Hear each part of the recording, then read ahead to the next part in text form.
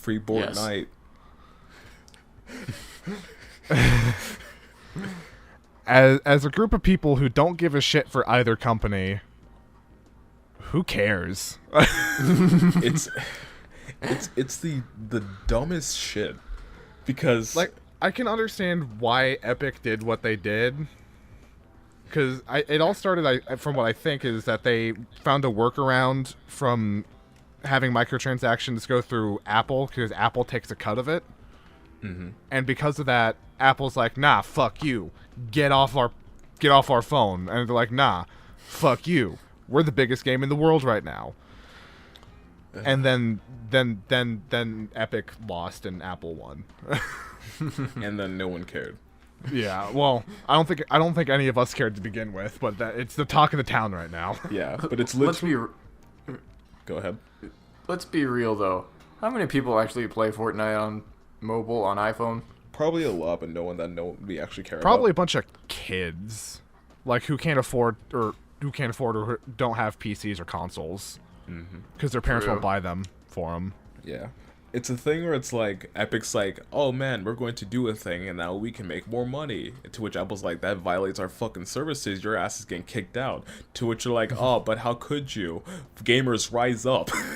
You know what's the thing? They basically tried to, they sort of tried to do this whole free Fortnite thing with the way they did it was that they basically made reference to 1984, which is a piece of media that, first of all, the demographic of Fortnite doesn't know what the fuck that is. Yeah, no, they have no idea. And second, to try to frame you trying to make more money off of this game and getting fucked over because of it as like a social injustice.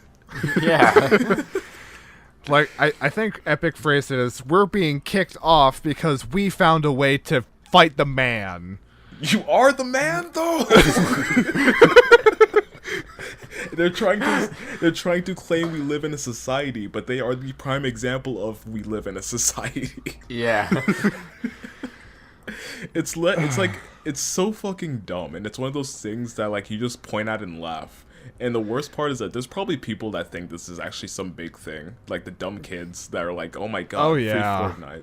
But still, like, it's so fucking stupid. You know that no one gives a shit when all the big Fortnite people on Twitter are like, I don't care. Yeah. Or Yeah. I'm with Apple on this. It's literally Fortnite trying to do a thing. Like they did something that's kind of scummy, but then getting punished for it, and then trying to act like them getting punished for it is a bad thing, right? Yeah.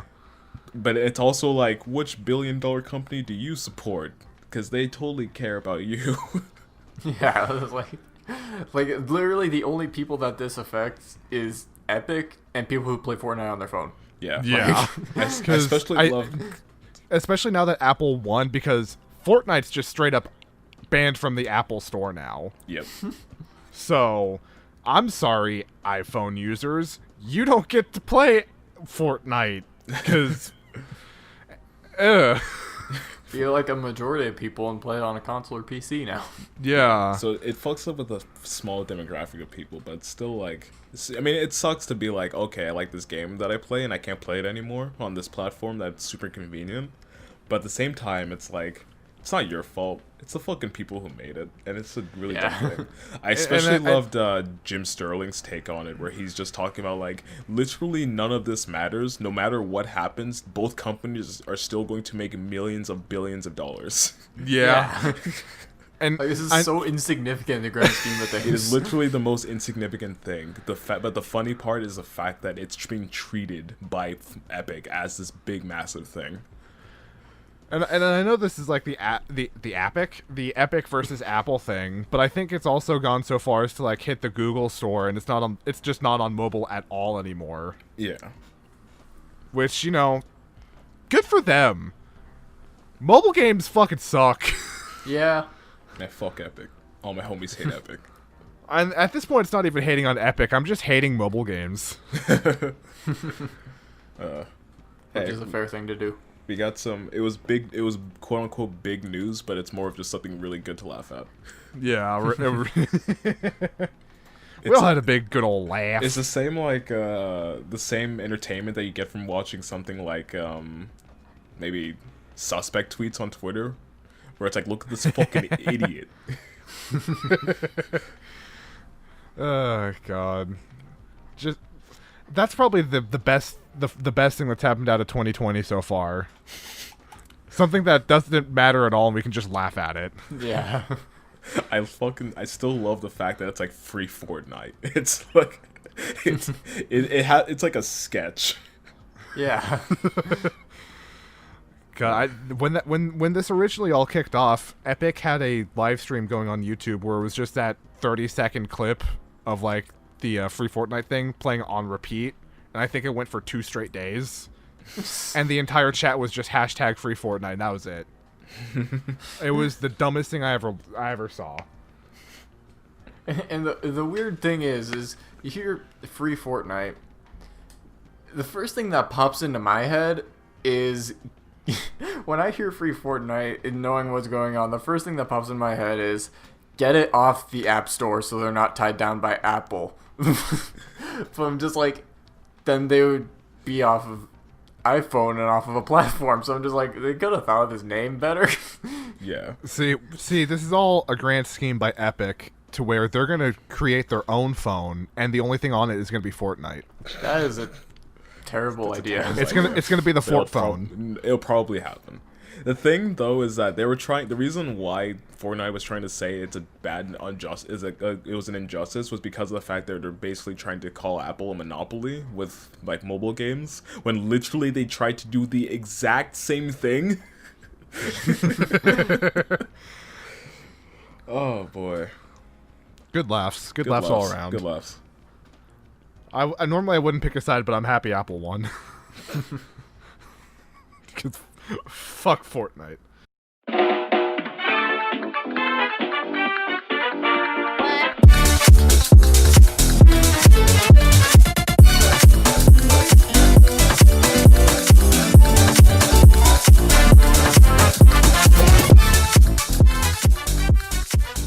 So welcome. We are now loading the award-winning podcast. With you always, we are Dranks, Freebiy, and Clover. It's a new sound every single time at this point. Yeah. I like to keep people on their toes. There you go. Keep them guessing. Yeah. Which sound will it be this time? I don't know. I don't even know. It's a different sound every time, but I feel like I've known you long enough that I've heard them all at this point, and you're just rotating. Nah. Yeah. He's like doing his research, like going into the 5th dimension to find new sounds. This galaxy brain.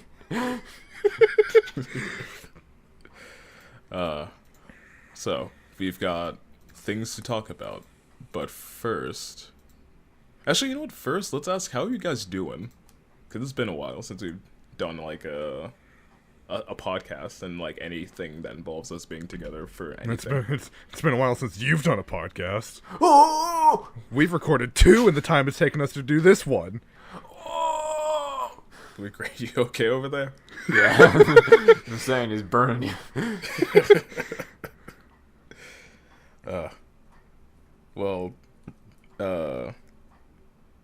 Do I want to talk about any of the things that I've been working on recently? Go for it. I mean, it's stuff that... Yes, talk. Alright. Well, so I have downloaded Streamlabs, and I've been experimenting. And soon, date to not be determined, soon TM, streams will be happening. Alright. And it's mostly just going to be like chill stuff from the start, but then eventually once I do start getting projects that are like, oh, we're going to do this really extensive drawing or whatever, then I'll dedicate streams to that. But it's all going to be art streams, and I think what I'll do is I'll start with digital just because that's the easiest to record. But I do have a webcam, so traditional streams are another option. I'm looking forward to this. As am I. I'm more interested in hoping that I get to get the sounds and the GIFs of the stream notifications. Some of them are great. I was there when you were picking them out, and they were fucking great. Oh yeah. One of them was like Michael Jackson, "Don't Stop the Ear Rape," and it took so long to get it to work. And it was a thing where like I thought that it would just the sound of the audio, like the notification sound that you set up would just like stop as soon as the alert finished, but no, the sound actually plays in its entirety. So I had "Don't Stop Till You Get Enough" blasting the fuck out of my speakers, and then every time I was be like, okay, let's delete it off of the Streamlabs, and then let's also just re-upload a different version of it, like an edited version. But apparently, you have when you click the thing, whether you want to delete it or whatever, it plays it. So like, it got to a point where like 4 times over, I had the song playing at fucking ear-blasting volumes, and they were just layered on top of each other. And I think I had to like just set my headphones aside and get back to work. What have you done? Something amazing. Yes. I wish I like opened up Bandicam or something and just recorded that because it was fucking glorious. See, that's the joy about using OBS. You can stream and record using that. Oh really? Oh yeah, Yes. you get okay. That's good to know. Future reference. But And you can do it both at the same time too. Alright, cool. Yeah. So if you want to like save the streams as a video but not download the VOD, that's a way to do it. Yeah. So Freebiy's been helping me with all of the setup shit. Because I may or may not know how Twitch and OBS work. Yeah, I mean, with how much knowledge you know, do you think he'd be a streamer or something, right? No. Yeah. I'm a not. Viner. I've got some news for you, buddy. There were there were many things I thought you would have said, and Vine was like exactly not them. I don't know why I went with Vine. I never used Vine. I never downloaded it. The only Vines I watched were Vine compilations on YouTube. I've got some news for you. Vine isn't a thing anymore. Well, Unfortunately. fuck. We have a replacement in the form of TikTok, and I'd rather fucking die. yeah, not great. Good thing it's banned. It's not a good thing About that it's time. banned, but still. Anyway, this is a gaming podcast. Is Yeah, it? This is a gaming Is it? podcast, but first I wouldn't know. But first, we're going to talk about things that are most likely not gaming things.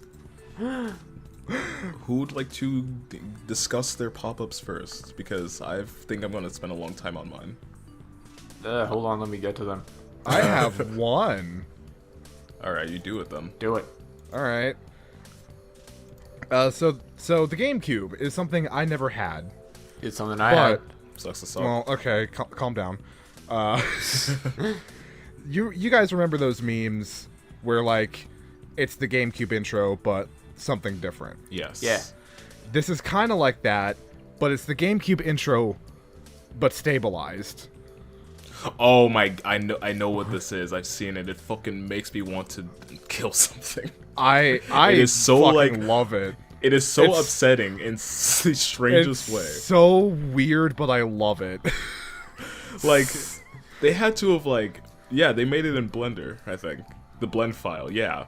So Yeah. They specifically put work in to make this, and it is so fucking upsetting. I hate it. This must have been probably months of work for an 8-second video. I love the comments too. Can you stabilize my life choices? That was the most unsatisfying thing I have ever seen. Thank you. The first comment really sells it, where it's like, did you actually just take the time to create a 3D model of the cube and stabilize it? You are a true gamer. I think that's like the peak of the meme, and it's such a like, Yeah. It maddens me in a way that shouldn't like be as intense as it is. I don't know why. This video is like 2 years old at this point. I only saw it for like the first time yesterday. October And it- 2018. I'm surprised it doesn't have more views than this. It's got less than 200,000. Yeah. I love it. I think this is probably my favorite GameCube intro meme ever. I think that's just objectively the best one. It's legally the best one. Exactly. And that's all I've got. Moving on. Grant, how about you go next? Well, I'm not the best at just finding videos like that are that entertaining, but I do like finding videos in relation to what I love that I find entertaining. And I found a video that is basically a summary. It's like pretty much wraps up what Yakuza 0 is in like 3 minutes without any spoilers whatsoever. Oh, fuck yeah. Give it to me. I have a URL here that I didn't put in the notes, but I want to watch this when we're it's done. like all the best parts of the game without any spoilers whatsoever. So if you are not yet sold on this game, it is the best thing like ever. Oh, is it like Ooh. the Devil May Cry out of context video? Where it's just clips from things from the game that make no fucking sense out of context? And Sort of, yeah. At times makes no sense in context. It like shows the out of context stuff, but also like some of the serious stuff, so you kind of get the idea like this game can be serious at times, but it's mostly just wacky, stupid stuff that makes the game so awesome. But yes, I love this video. Oh wait, there's actually straight up a It's Yakuza. informative too. There's just straight up a Yakuza 0 out of context video. Okay, good. There's plenty of those I've already found two. for just about any game in the series, I'd say. Nice. Nice. That's all you got? Yep. You bet it is. Alright. I've got 3 things actually. Ooh! So the first one would be You, Mr. Go-Getter. So the first one would be Worthikids on YouTube, but more specifically his series Big Top Burger, which someone has described as my favorite series where nothing happens. And that's probably the most accurate thing I've ever read regarding this. So Worthikids was like an animator on YouTube for, let's see, what's the oldest video? For a fuck long time, like 5 years is their oldest video. But Wow, that's a fuck long time. But they've done like some really interesting animations recently. Well, by recently I mean like within like the last year or so. And Big Top Burger is like a series that they started where it kind of just shows how it's done, but without actually like you could tell how it's made without actually having to like look up like to their Twitter or something to see what the process is, which I didn't end up doing because there were so many shots that I was just like, is that 2D or is that 3D? Well, how the fuck are you doing that? But basically what it is, it follows a crew that run a food truck called Big Top Burger, where they're all dressed as clowns, and you have 3 normal people, and then Steve.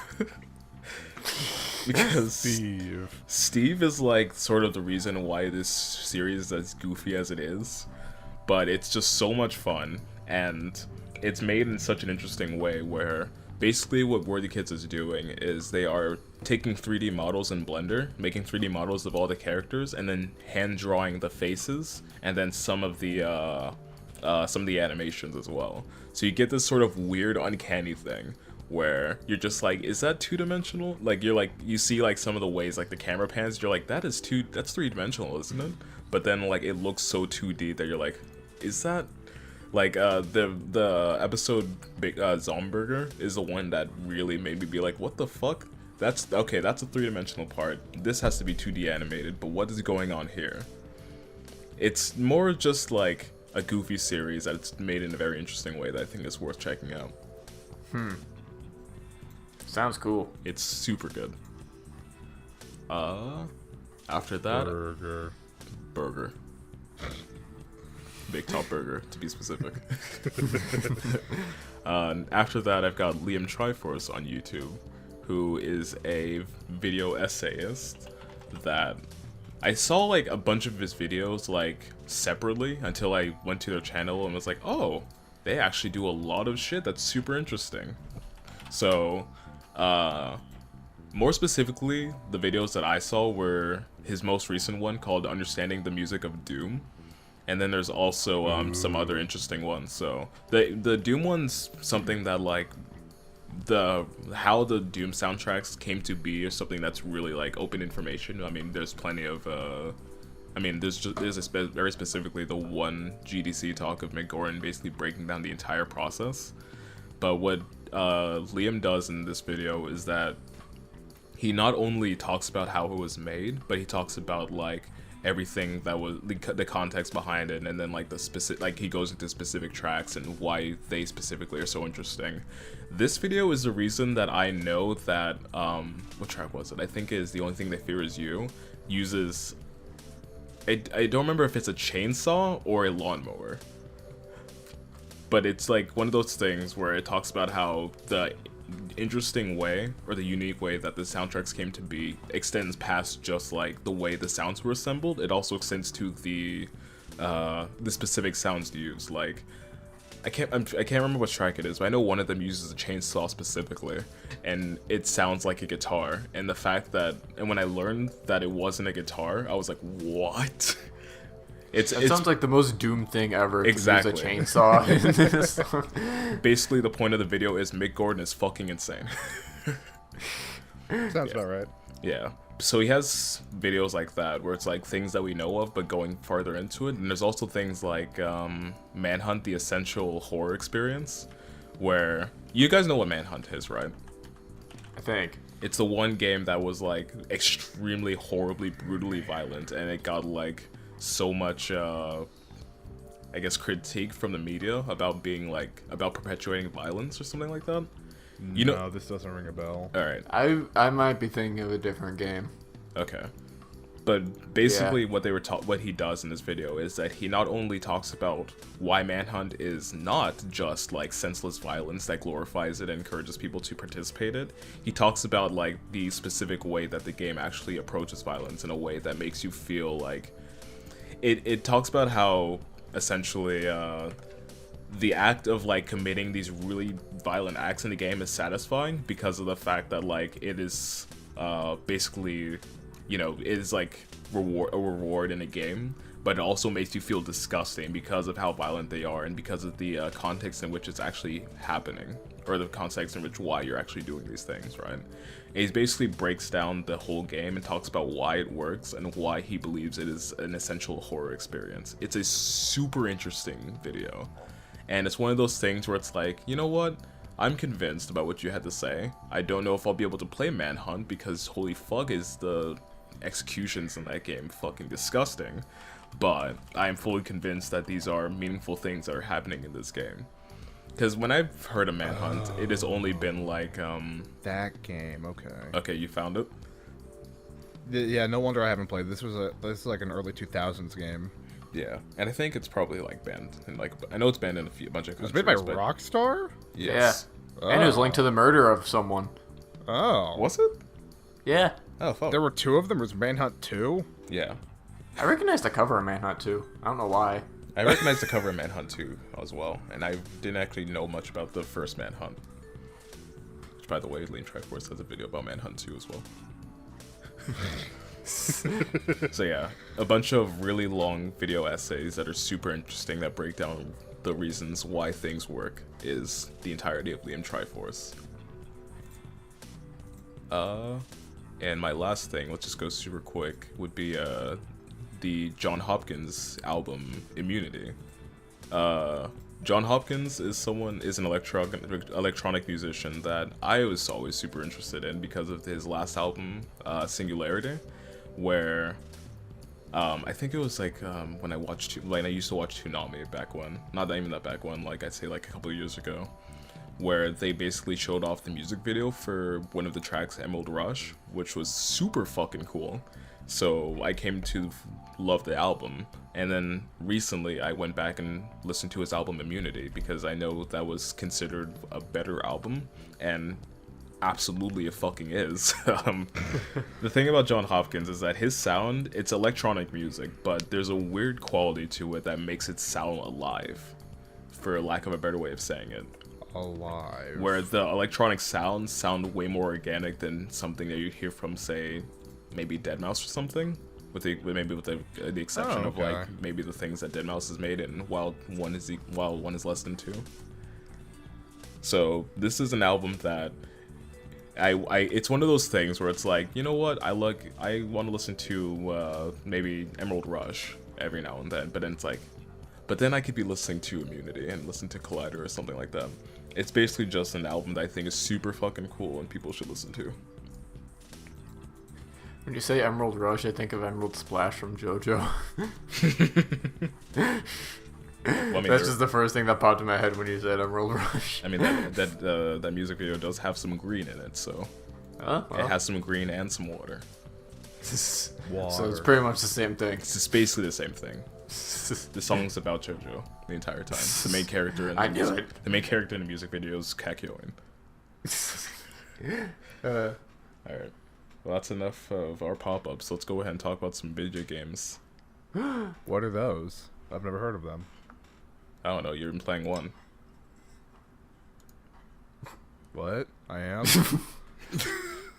Yes, your notes say that you have some games that you want to talk about. That I want to talk about. Yes. Okay.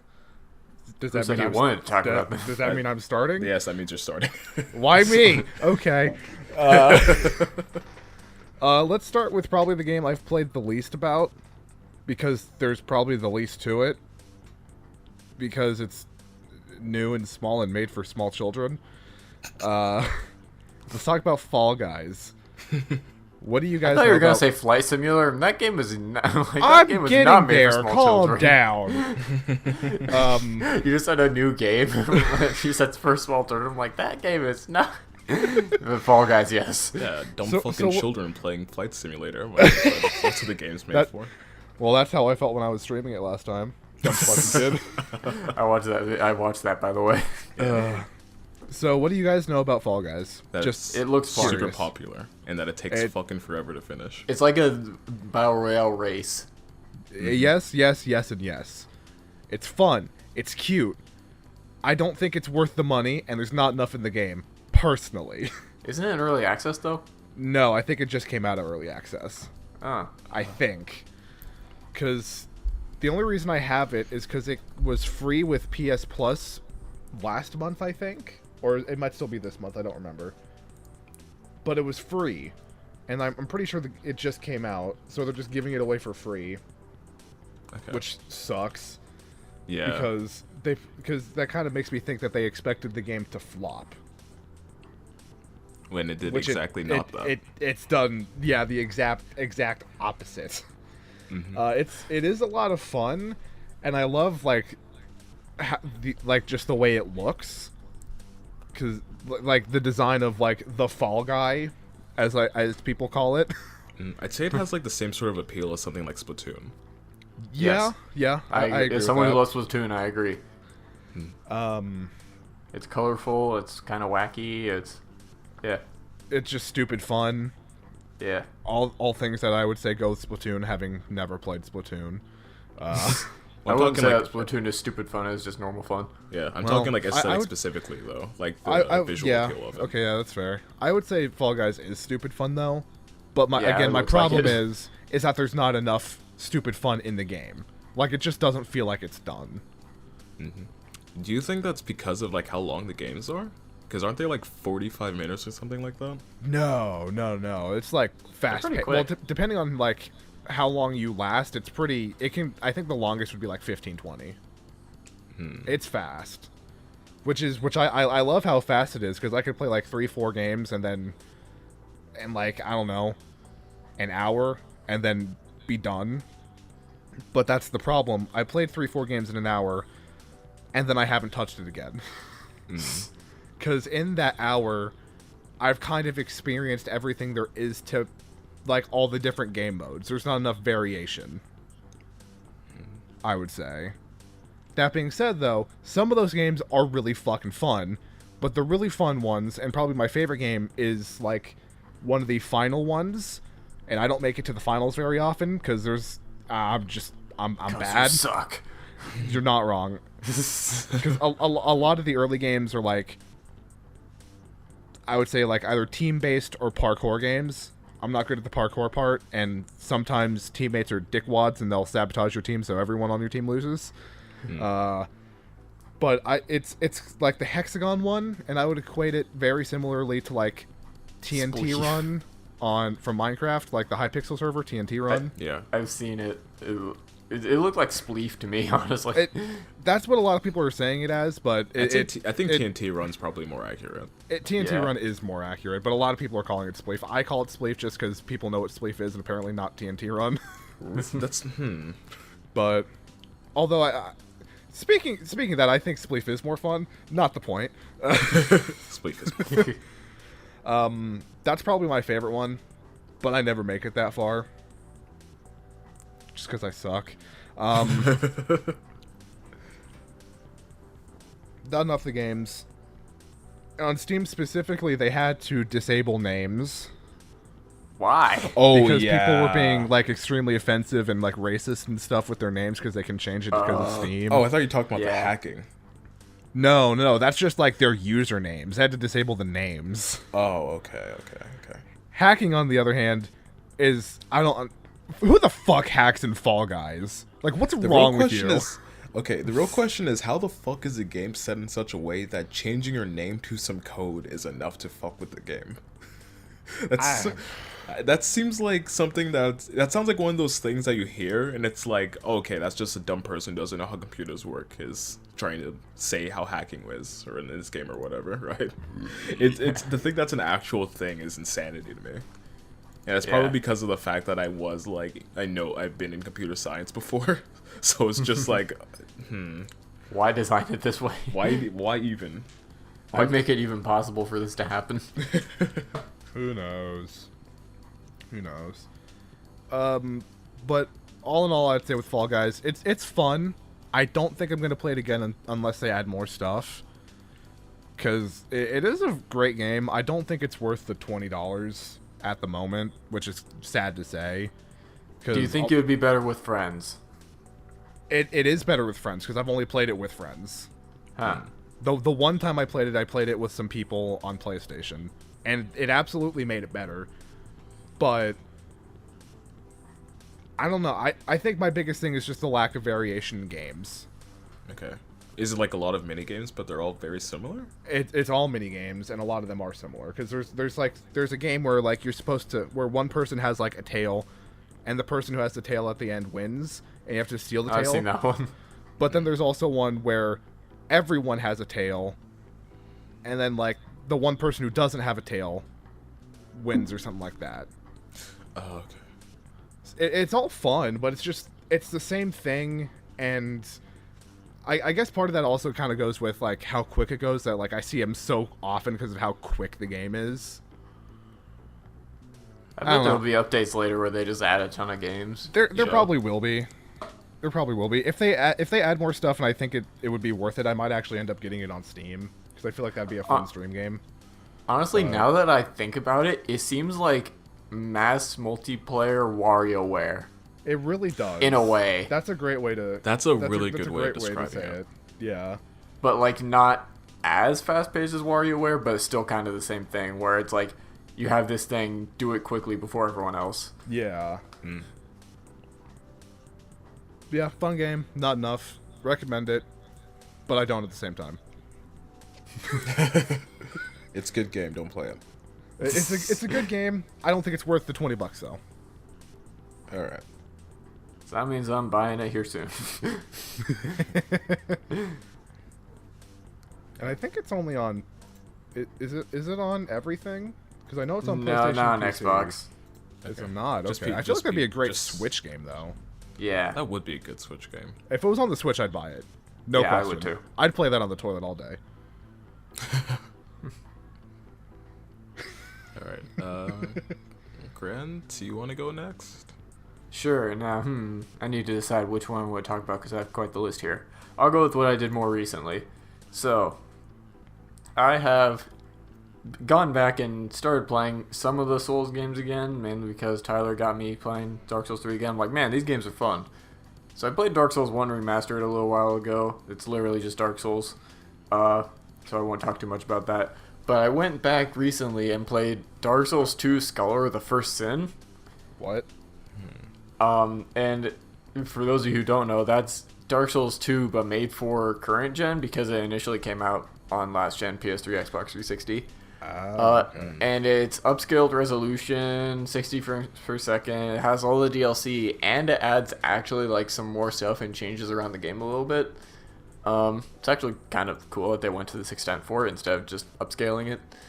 And I mainly decided to play it because I played Dark Souls 2 a while ago and remember absolutely nothing about it because I didn't get too into it. But after playing it again, it's either the best game in the series or the worst. It's because it's not directed by the same guy who did Dark Souls 1 and Dark Souls 3. Dark Souls 1 and 3 are pretty similar to each other in just how they feel overall and some of the mechanics.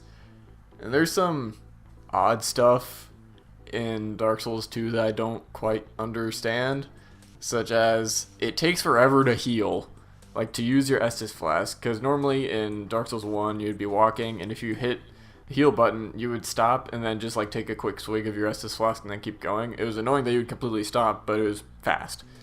In Dark Souls 3 you could actually do it while you were walking and it would still be pretty quick, but in Dark Souls 2 you slowly go to a complete stop, then just grab your flask and then in the slowest motion ever bring it to your mouth and then just like knock it back a little bit and then put it back and then you keep going. And it doesn't heal all your health instantly. It's like very gradually over like the course of like 3 seconds. I hate that. And I don't even know why. Like there's so many times I've been killed because I just couldn't find a time to heal. There's a lot of bosses that will literally give you 0 time to heal. And like there's times I've actually healed, but I died because my health didn't fully come back. It was like they hit me before it would fully heal back up to a point where I could survive. Yeah, that was kind of ridiculous. Speaking of strats only. The difficulty in it just kind of feels artificial.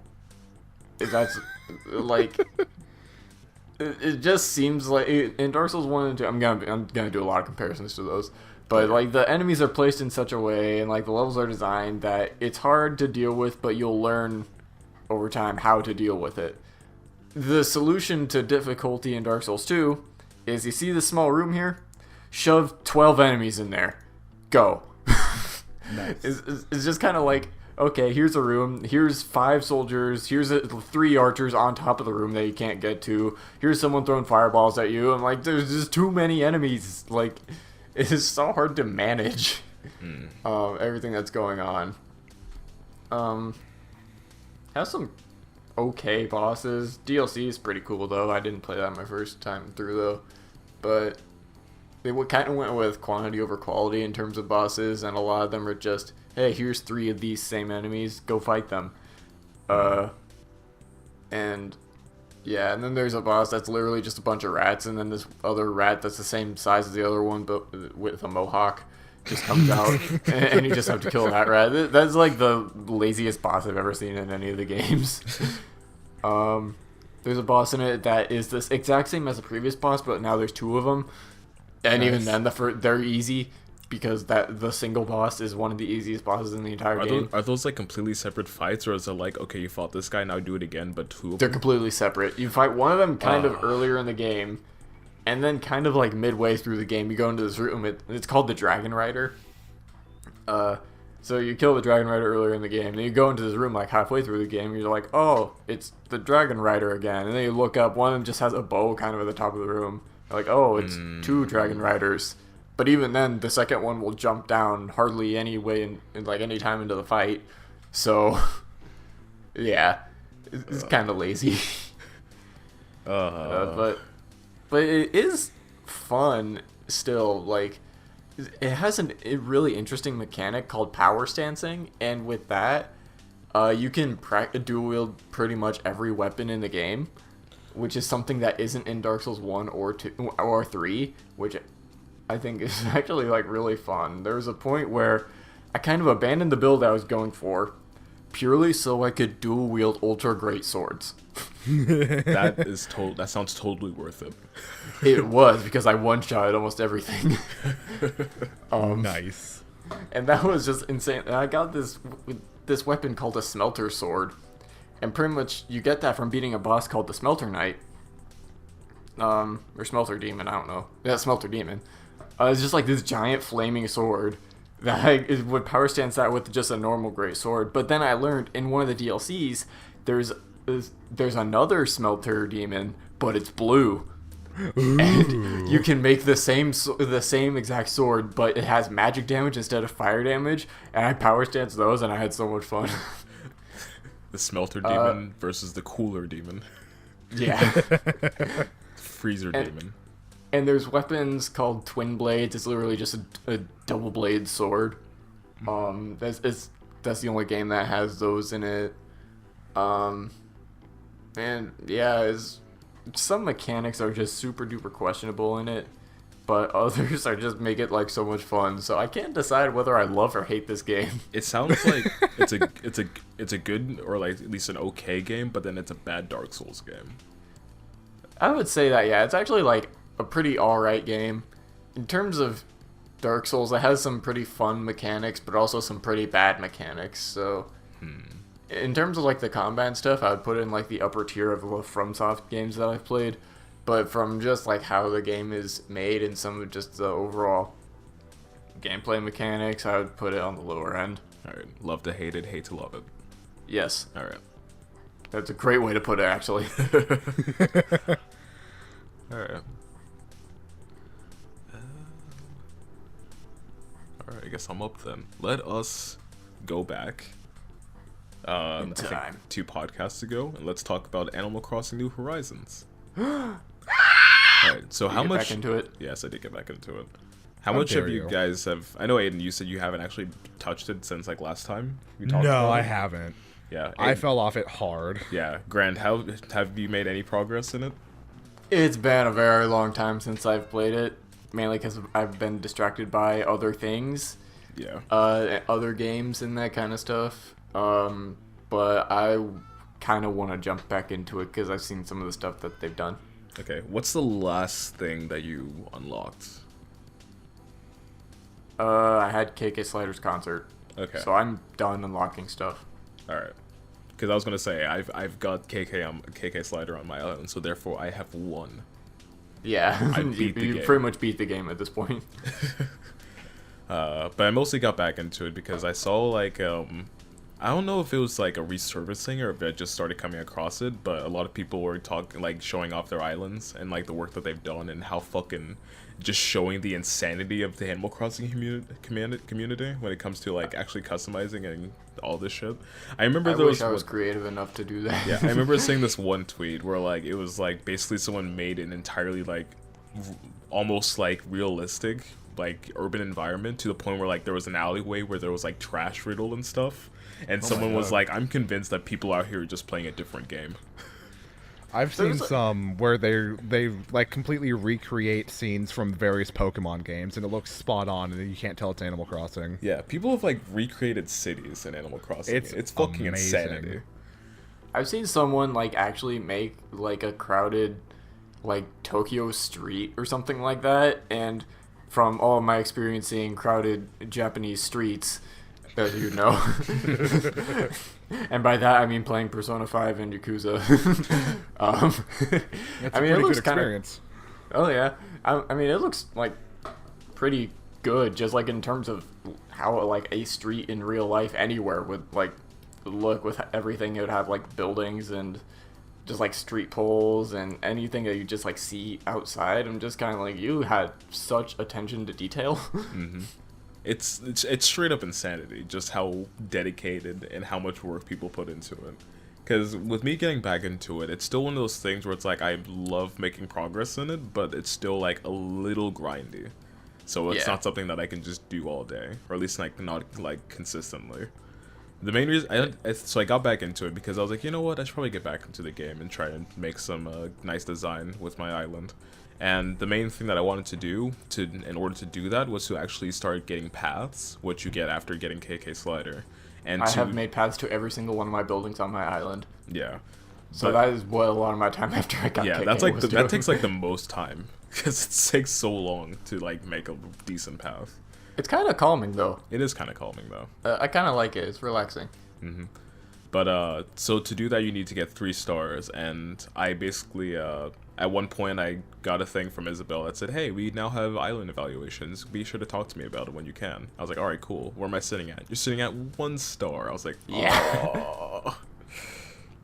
So I basically did all the research and I did all the things that I could do in order to get it. And it got to a point, there was literally a point where like I was at 2 stars and I think I took down something, like I think I had to like move some flowers or something, and then I went back down to 1 star and I was so upset about it. But eventually I did get 3 stars, and apparently I thought you need to get like 5 stars or something to get KK Slider onto your island. Apparently that's not the case. Just so you know, 5 stars is like almost impossible to get. I've seen fucking 5-star. It's insane. Like, you need to be playing that like every minute of every day in order to maintain you your really 5-star need to be island. on that grind. Yeah. But I did eventually get to 3 stars, and I unlocked paths, and I started making some progress on things. It was mostly just me trying to find different ways to actually make money so that I can buy things. And I found something that I wish I knew like really early on, and that was money trees. Oh, you didn't know about those? No. That's a thing? Yes. Yes. So you know, like when you go around and you find those like buried like $100 bell things. It's like a little light that's coming out of the ground. You Yeah. can plant money in that? Yes. And I Well, think if you do dig that. up the money from like the little glowing spot, and then either plant that bag again or grab your own, like go into your own wallet and take it out and put it back in the hole that you just dug up without covering it back up, it'll be like glowing still. If you put money back into that and then wait a few days, it will give you 3 times that amount. What? Mm-hmm.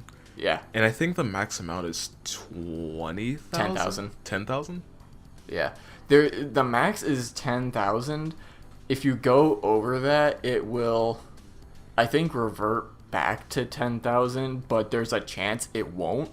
Okay. So if you put in like 30,000 bells in the ground, there's a chance you can get 90,000 bells back, but Bruh. Yeah. more than likely you'll just get 30,000 bells back. Yeah, there was a point where I did like buried 10,000, and then like after some days I went from like 1,000 bells to like 60 something, and I was like, yo. Yeah. It's this. Yeah, like outside of my house, I just have like a little, almost just like I would almost say a money tree orchard. But like every day, I would go out, shake the money tree, and then find the glowing spot for the day, and then plant it there, pick up the money tree, and then move it by my house, and then just like every day there'd be a new tree, and then I would just repeat that. Yeah. And just do 1 tree a day, and I had a pretty stable self-economy going. But God damn, can I come destroy your trees for money? I don't know about destroy them, but Well, destroy is the wrong word. Can I come and touch your trees and take their money? I mean, sure, honestly. So my brother and his girlfriend, kind of without my permission, just kind of made their own house on the island, and then almost tried to like take control of the island without saying anything to me, no. even though it was my island. But I wouldn't say that they tried to take control of it either. They were just kind of there. There's some sort of that is annoying me though, but I digress. I was gonna say, I'd fight him. But they planted a lot of money trees, but they haven't touched it in so long that I'm probably just gonna end up taking them. Hey man, I stole your money. It's for the sake of it's for the sake of this island. It's for the economy. It's for Don't the worry. economy. For the economy, I'm stealing your money. And not like the island economy. Just for me. It's my economy. This is a society joke in there somewhere. Yeah. So just finding different ways to like up my design game in Animal Crossing has been like the main reason why I got back into it. And then I've also like another thing is also trying to find ways of getting more villagers onto your island. Yes. Because like once you get to like the later half in the game, after you get KK Slider, the amount of villagers that you have really isn't all that important. And from what I've heard from people who've played Animal Crossing, like the original, the villagers now are really fucking whack compared to what they used to be. Where it's like you have a conversation with them, it's like, I'm having a good day today. And then that's it. Yeah. It's literally like the villagers in Animal Crossing New Horizons are things that are basically to be judged on appearance alone. Because Yes. for the most part, the personality really, there's not much there. There's only one I can think of, but that's just because he's a good boy, more so than anything else, and that's Billy the goat. who was actually like one of the first on my island. Actually, he was like one of the first on my island. The other one actually left because it was something like I didn't talk to him for a long time because I was so busy trying to get shit. And then I realized at some point they can leave. Yeah, I realized at some point that they were kind of cramping the style because they wore all pink and they literally had nothing else but pink. Okay, so if the animals can leave, let's say I haven't played in like 4 months, is my island gonna be empty? No. No, I think it's No? based Okay. on like the amount of times you actually play the game, but then just don't interact with them, or if you want to be. Will I leave without telling you? No, I think Okay, I think that they'll have to do like an animation where they're thinking, and if you go to talk to them, they'll talk about how they're thinking of leaving. To which you can say, Because in past Animal Crossings, they would. oh shit. So there were times I would be playing Animal Crossing City Folk on the Wii, and there were several times where I would get in and be like, oh, I'm having such a good day. Oh, I have a letter in the mail. What's this? Oh, it's from Boomer the Bird. Bro, He's I'm one gone. of my favorite people. He's like, hey, Grant, I moved. I'm like, what the heck? I liked Boomer. Yeah, at least in New Horizons, that you have the option of basically saying now you can leave or whatever. You can either like wait for him to you can either just not interact with them and wait for him to say I'm thinking of leaving and then just say yeah, you spread those wings, you do what you need to do, or you can do the more efficient but more fucked up route, which is to basically gaslight them until they get so depressed that they leave. I refuse to do that at any case. I mean, there are like at least 2 villagers on my island, and I'm like, I would rather you not be here because you're really fucking with the aesthetic of this place.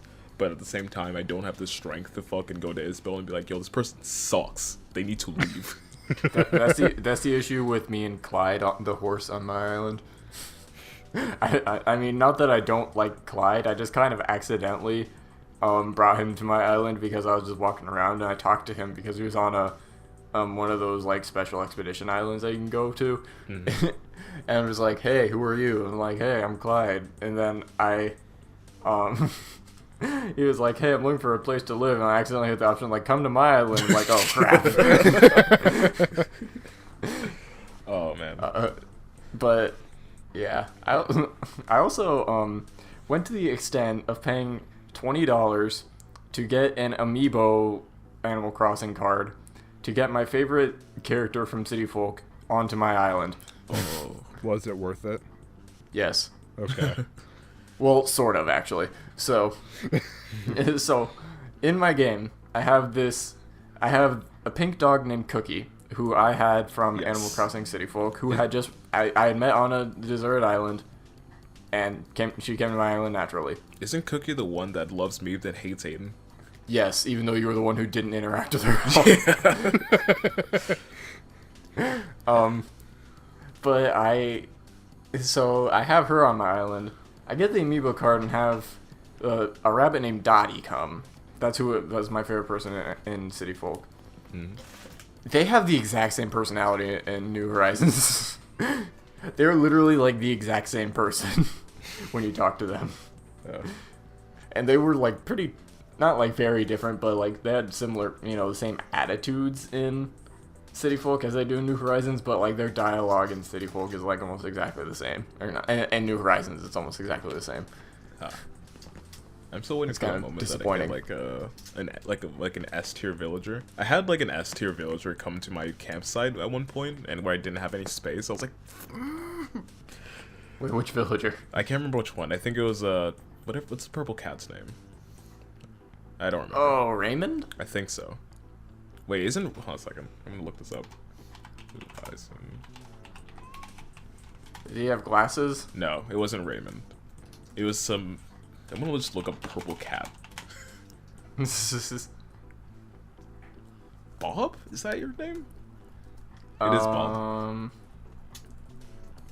I don't know if it was Bob. I need to see. All I know is that it was a cat, and I know that cats are like high tier villagers.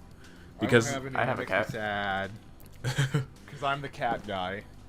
I have a cat on my island. I have Kiki. Can I have it? No. can I have it?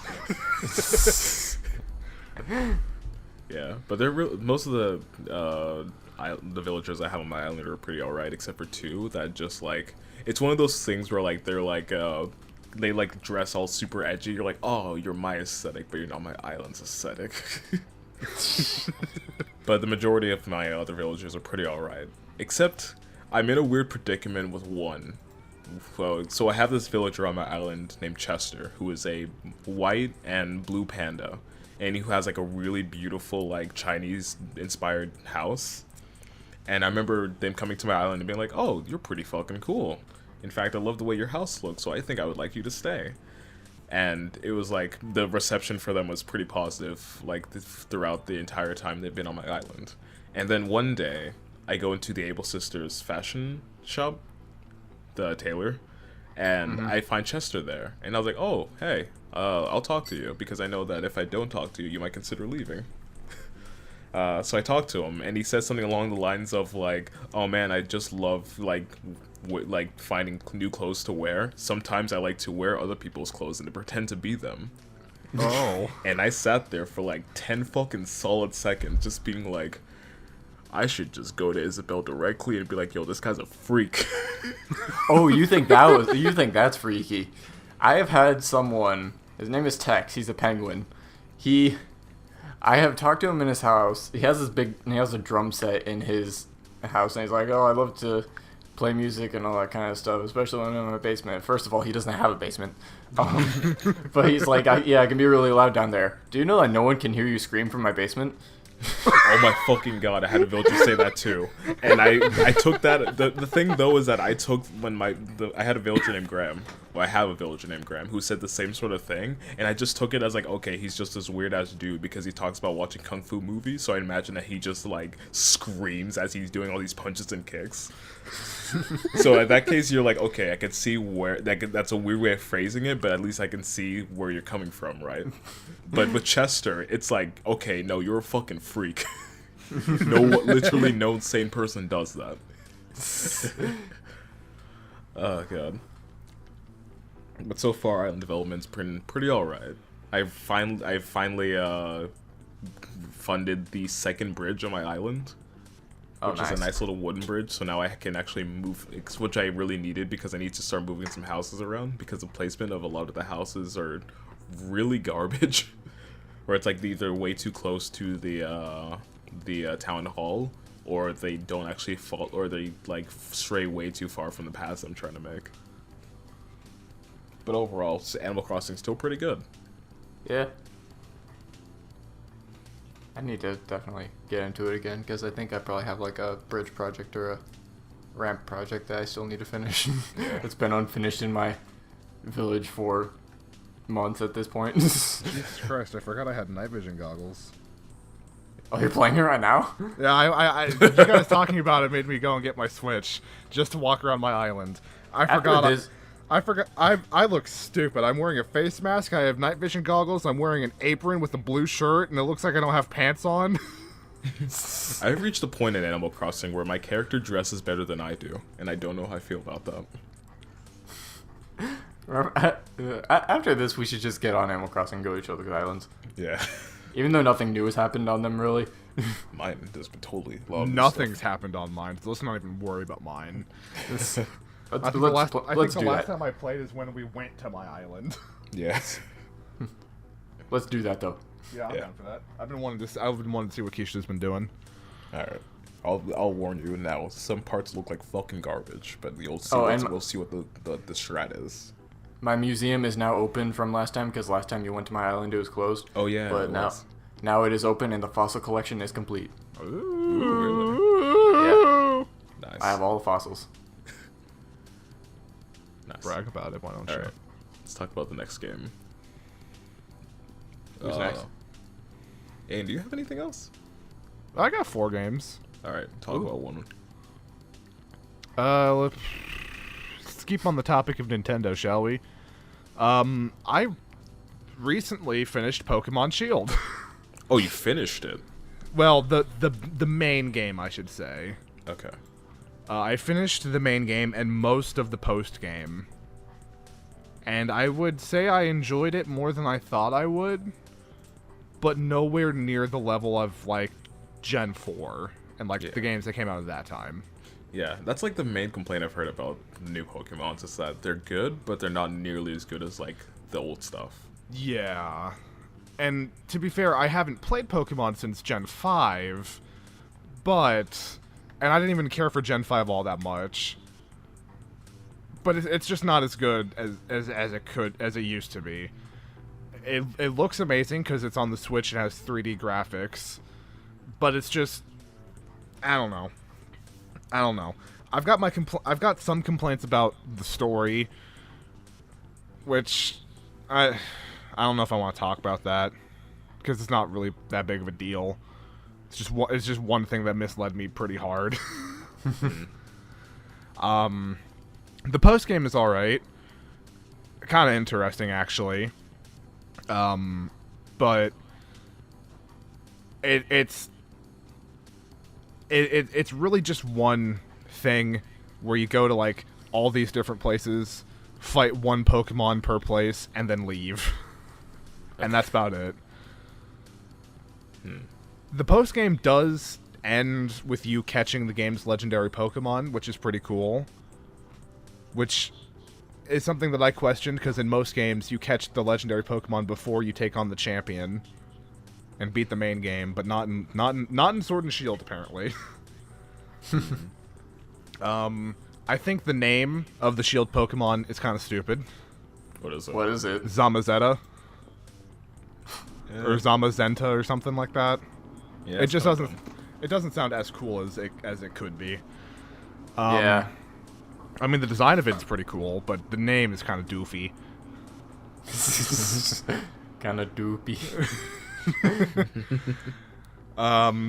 Disappointed by the lack of the national decks. Obviously, that was the big controversy with Sword and Shield. After finishing the game, I still haven't caught the Galarian Ponyta, which is the whole reason I got Shield in the first place. Mostly because I don't know where to look, and I refuse to look up how to find it. Because I feel like that takes away from playing Pokemon. That's kind of, the point, like, to explore and learn things yourself. Yeah. Overall, the main game itself was alright. But I took a step further, and I bought the expansion pass. So I'll be playing, and I have started the first DLC, but I'll be playing both of them. So I started the Isle of Armor DLC, which is it's pretty cool. It's like an island off the coast of Galar, where like the main thing is like there's this dojo on the island where like you train your Pokemon and stuff and get strong. You get big. My first problem with the DLC was the, quote, rival they give you. It's this fuckface, psychic, top hat fuckboy. He's a wizard. Like, First off, this guy refers to himself as a, like, he's like a psychic trainer. He wants to be like a psychic gym leader or whatnot. What the fuck is he wearing? Yeah, exactly. Now I need to see. The way alone this guy looks makes me hate him. I don't even remember what his name was. The sword one looks so much better. Yeah. Oh my god, that is a fucking design nightmare. Yeah, I don't like it. Bro, Because This is the he's most wearing ridiculous he's- outfit I've ever seen. motherfucker's wearing a Doug Dimmadome hat. that's He the is. tallest top hat I've ever seen. You've never seen Doug Dimmadome. Okay, fair. Yeah. Owner of the Dimsdale Dimmadome? Yeah. Doug Dimmadome's top hat is like a completely different level. We can't even consider it alongside this. God, but no, like this fucker, first off, is threatened by some kid that comes out of nowhere. And then attempts to cheat in every way possible to get this, for you, the player, to lose, and then get like kicked out of the dojo or whatever. But you win, obviously, because you're the player, and you win everything. Okay, so Grant, so I was looking at pictures of this rival, and there's an edit of him looking like Speedwagon. I need to see this. Where is it? Yeah, let me send it to you. Because it's fucking glorious. Anyways, continue, Aiden. Sorry. What was I talking about? Oh yeah, he tries to stop you. You win, obviously. But I just fucking hate him.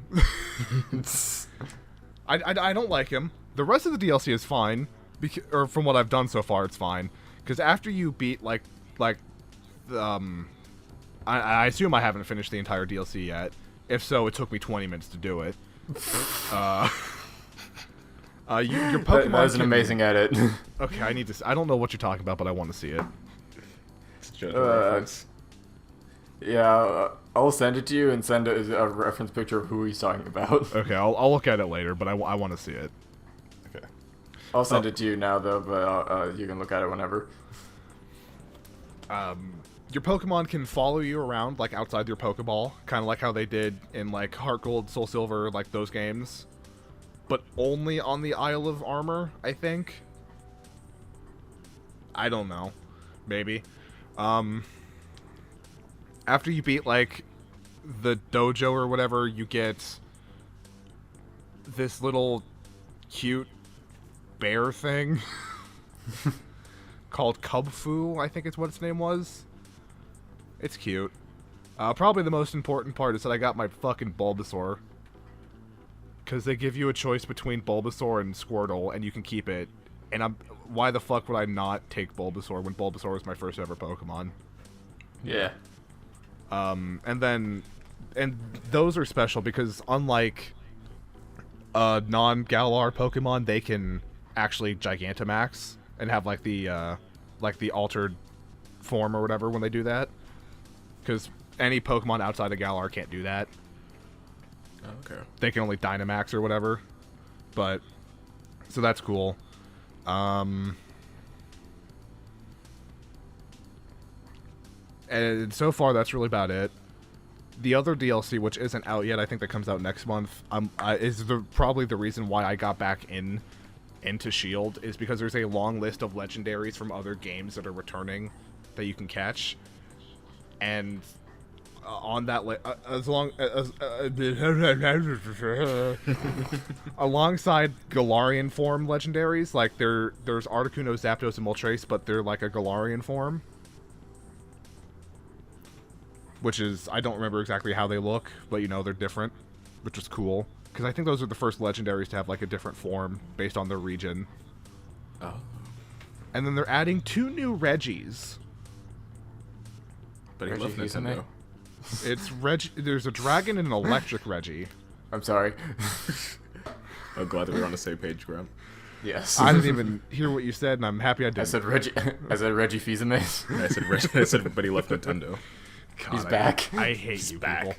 people. Reggie's awesome, though. Reggie's pretty cool. He is. But they're adding they're an electric and a dragon Reggie. Ooh.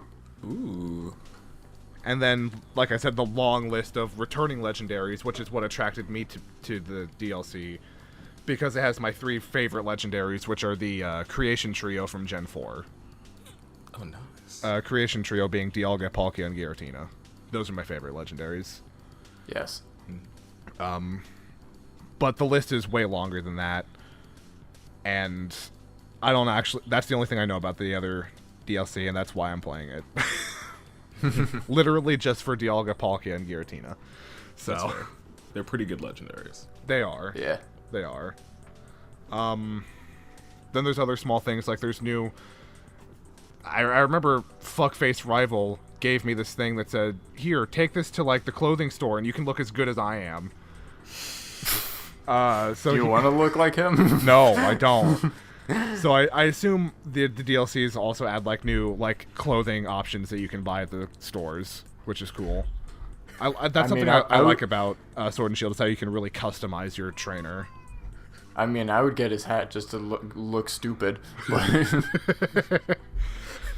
Avery's like one of those people that walks into school like during like Spirit Week or something, and it's like, oh man, I really like what you did for Fashion Disaster Tuesday. It's like, Fashion Disaster what?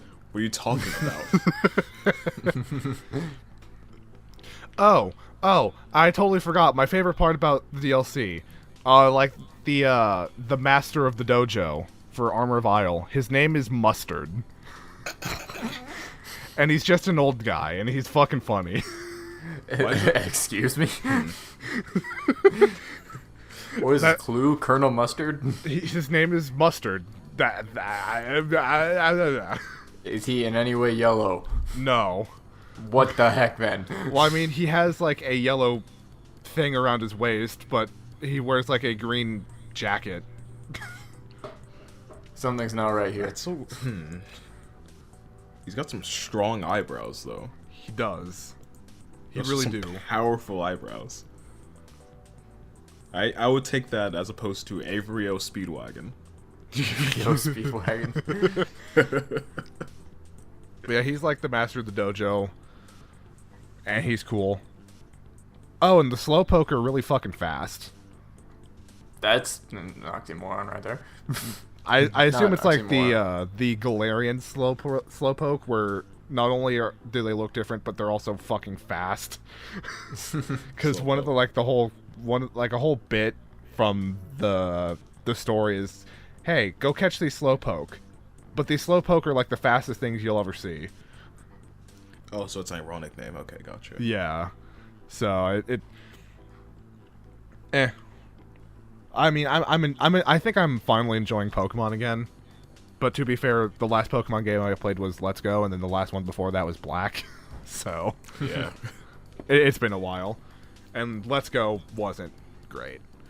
I don't think it was worth the $90 I paid for it.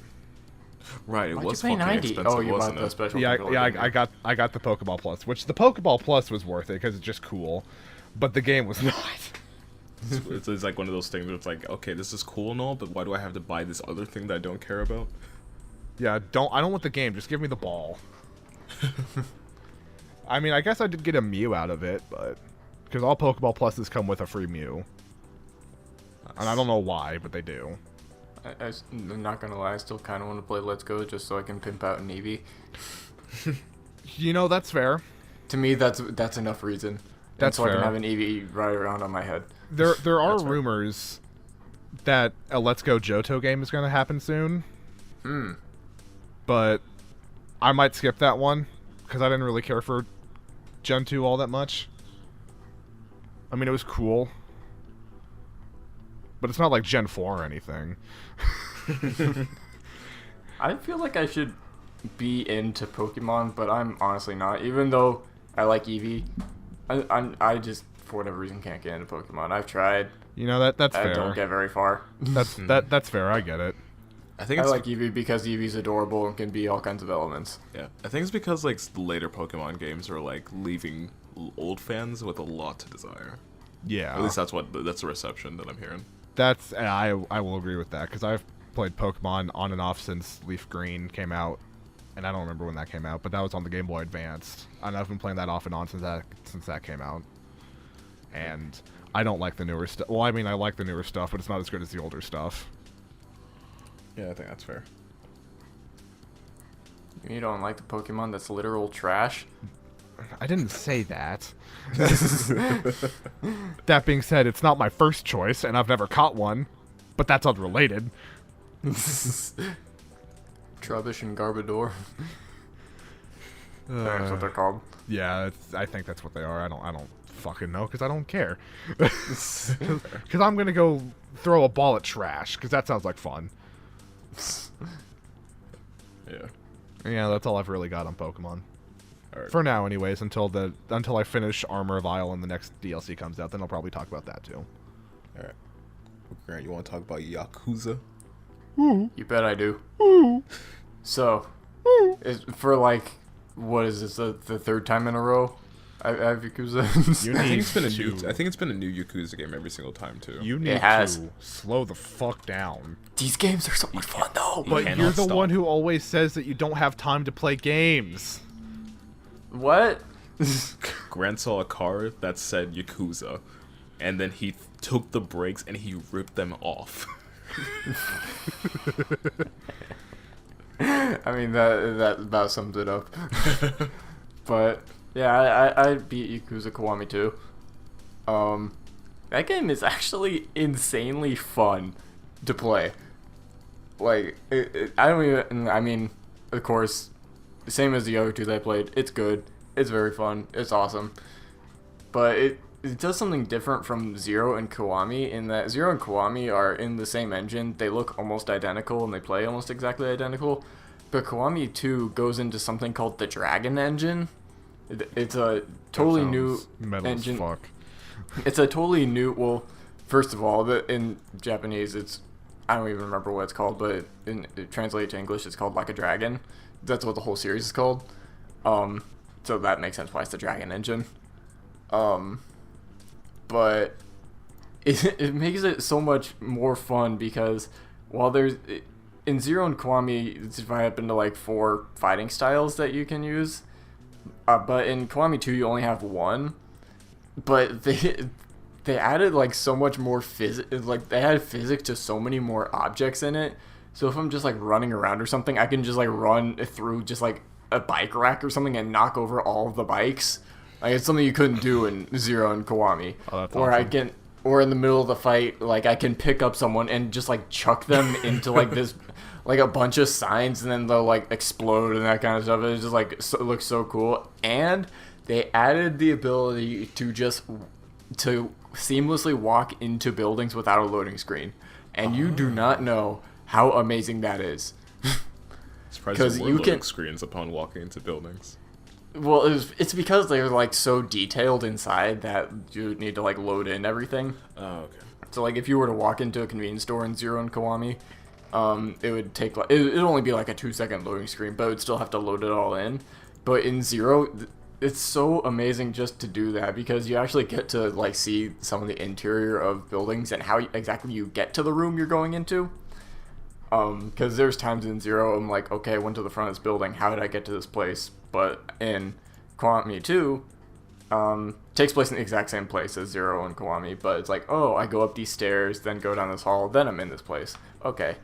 But what makes it amazing, the seamless transition, is you can take fights into the places. Yeah. I remember you So I talking can about this. start a fight outside of a convenience store, literally pick up someone, throw them through the front window of this place, and then finish the fight inside of the store. And the thing is that the staff will get mad at you and then tell you not to come back. So I think that like half of the convenience stores and restaurants in the city hated me at that point because I would always do that. God, I can't wait to start playing these games. But it was just so much fun to grab someone, throw them through into a convenience store, then drop kick them through a ramen stand, and then grab another person and then throw them into a microwave and have the staff employee microwave their head. Oh my god. It's insane. It's so much fun. In terms of story, I would say it's not as good as Zero, but it was better than Kiwami. I'd put it right in the middle, at least of the 3 that I've beat. Okay. Mini games, not as loaded as Zero, but still pretty good. I enjoyed them all. It's pretty close to the amount that they had. But yeah, I really enjoy this series. It's very fun to just beat up people on the street, and it's just a great balance of seriousness and absolute wacky craziness. I don't know. I just love it so much. I can't recommend it enough. Nice.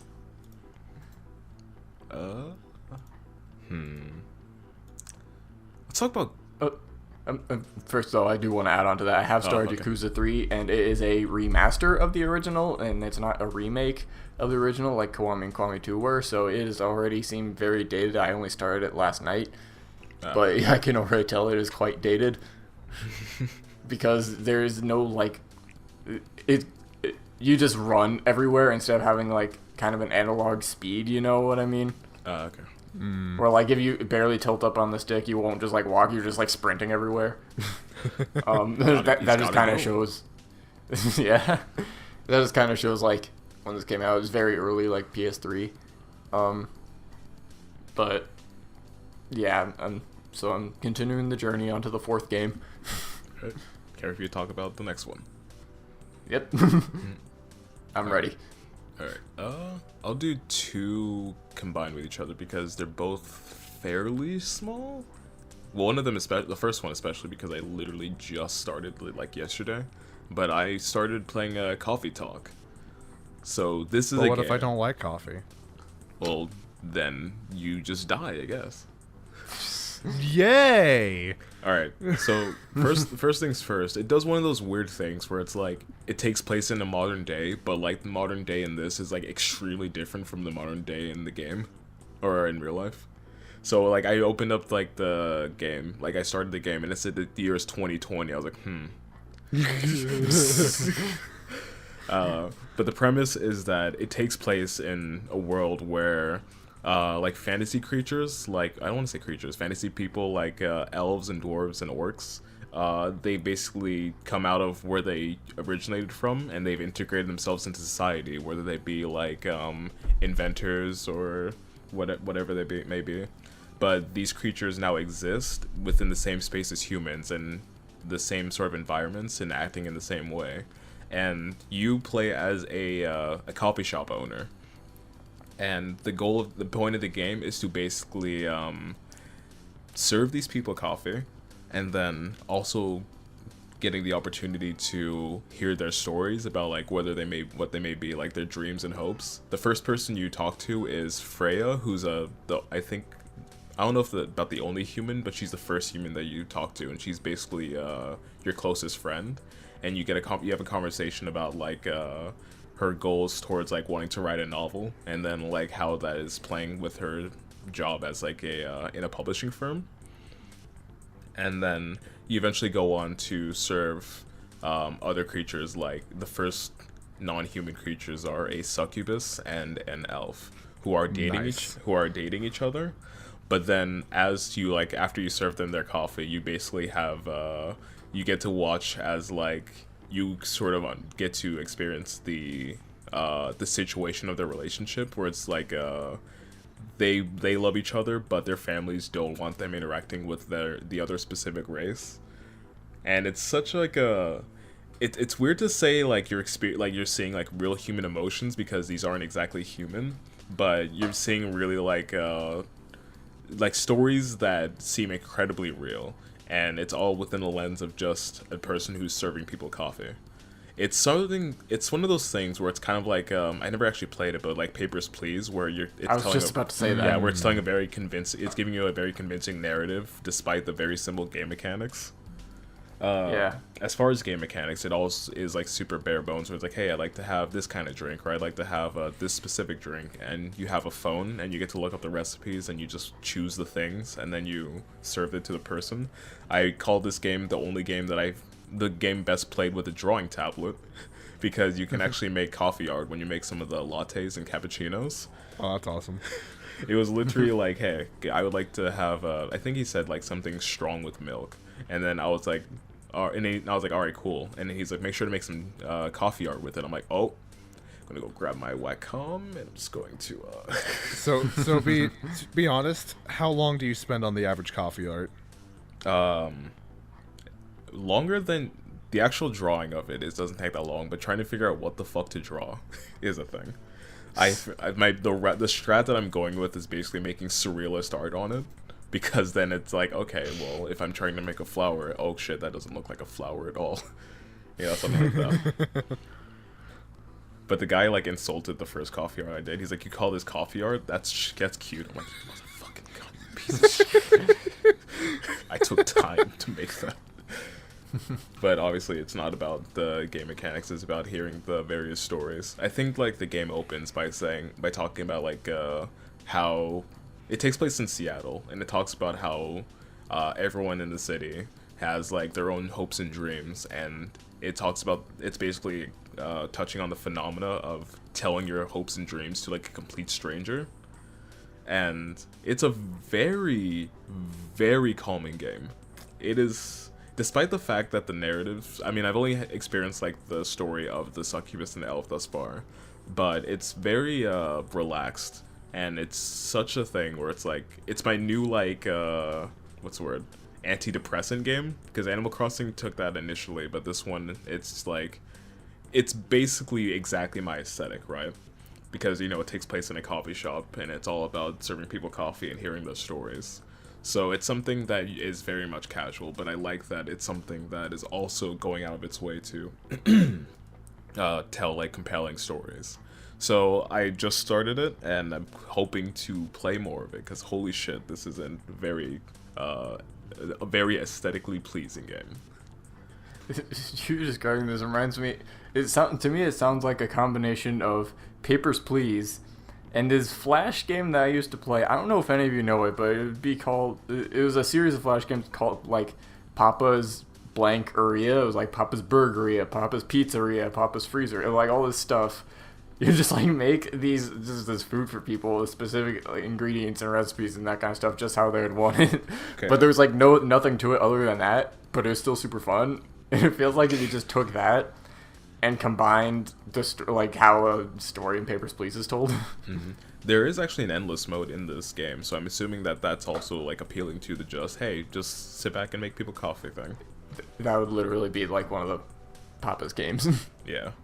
And then also the next game that I was going to talk about that's really quick, which I've actually spent more time on, is The Witch's House, MV to be specific. So it's been a while since I played a good horror game, and The Witch's House was on sale for like, I think it was like $3 or something. It was super cheap during the summer sales, and then I eventually did get to actually play it. Have you guys heard of The Witch's House at all? No. I feel like I have. You but probably I can't have. recall what it is. Do you remember like the time when it was like a bunch of RPG Maker games were like Yes. super popular? Oh, you bet I do. Okay, this is one of them, and then I think many would argue that this is one of the best ones. Because here's what The Witch's House is. So you play as a girl named Viola or Violet, something along those lines, and you wake up. Those are two very different names. Yeah, well, they're close. Close in structure. He plays a 14-year-old blonde girl with green eyes. There you go. There you go. That's a perfect description. Yeah. You wake up in a forest and you go into a abandoned house called the Witch's House alongside your, I want to say your trusty black cat, but a black cat that happens to be there and is following you because that's following you for shits and giggles.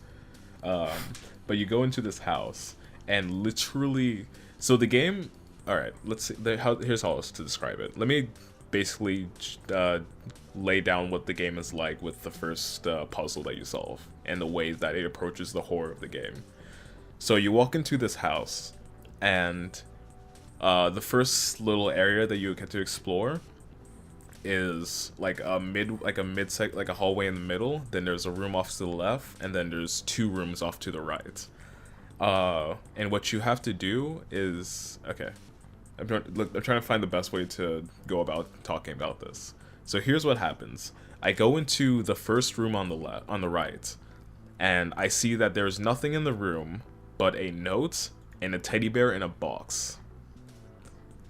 Immediately, I'm like, suspicious. I was like, fuck that, but then I saw the note, so I very cautiously went around and read the note.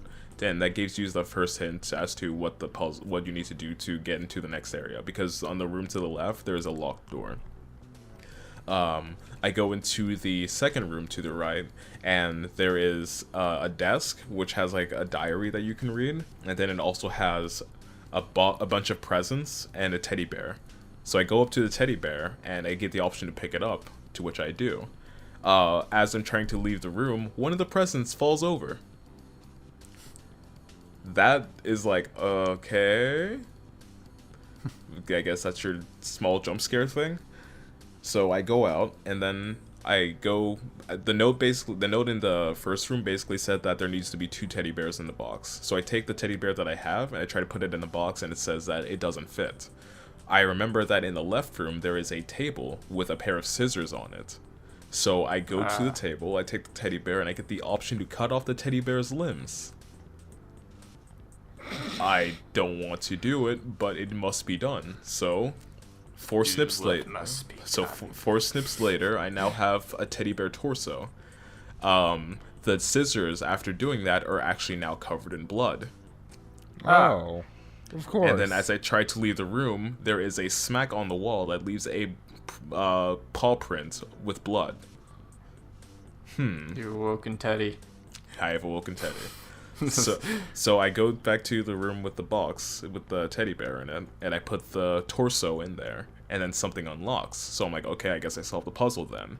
As I try to leave the room, the second the animation starts from me opening the door, the box slowly moves towards you. Not enough to freak you out, but enough to show that, oh, that thing is moving towards you. Okay. That's fucking creepy as shit. But let's go into the room. I get like part way into the middle hallway, and a vase of flowers falls over. At this point, I'm like, this game is just trying to fuck with me in all these tiny ways. But I'm going to just go ahead and get to the next room, right? I get halfway into the hallway, and a giant teddy bear with red eyes starts chasing me from the other door. And I don't and the thing is, I don't react fast enough, and the thing jumps on me and smushes me, and I die. Bruh. What a way to go.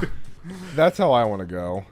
And that is the second of many possible deaths. So basically, the way this game is approaching horror is that usually with a horror game, let's say Amnesia: The Dark Descent, because that's one of my favorite horror games and one of the best that I think.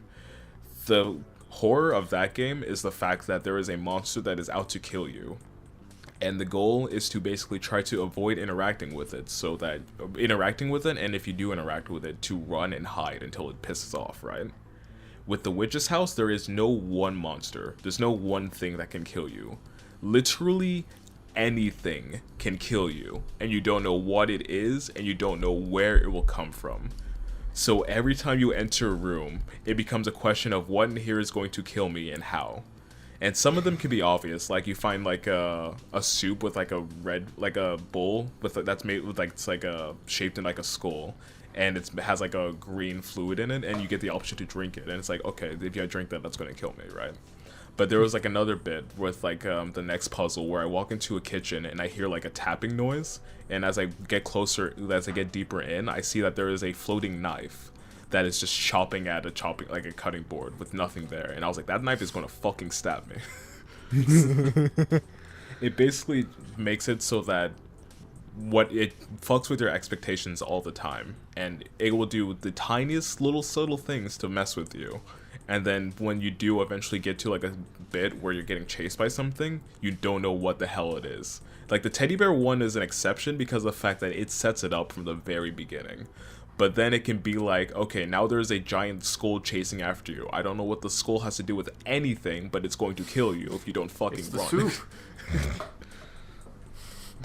And the thing is that the deaths in the game are not just like the chase sequences. It could be like some small things like wrong decisions. It could also be a thing where you do a step in a puzzle wrong and then something kills you. Like I remember there was a puzzle with a music box where you have to insert a key into it and then play it. But if you play it without putting the key in and then you try to leave that room, a giant what's the word, nutcracker pulls out a gun and shoots you. So that was just kind of ridiculous. Yeah. And I remember like after I made sure that it didn't happen again, I passed by and it said a toy with a fake gun. I'm like, that gun is not fucking fake. So it does it's just a bunch of really small things, and it keeps it interesting and it keeps it entertaining with all the various deaths. Like it's something along the lines of like maybe a Dead Space where like whenever you don't want to die, but when you do die, then you get to see something interesting. Like it can be a giant teddy bear smushing you to death. It could be a skull crushing you. It could be a giant spider coming and biting your head off. It can be walking into the wrong spot into a room and the walls collapsing onto you and pulling you apart, like pulling apart and seeing you like each half of your body like splitting as they're like moving back into their place. That's basically, it's fucking violent as shit, but that's the thing that made this game very specific, like most popular. It was all these different ways that you can die. That reminds me of Until Dawn. Yeah. Until Dawn. That's a good comparison.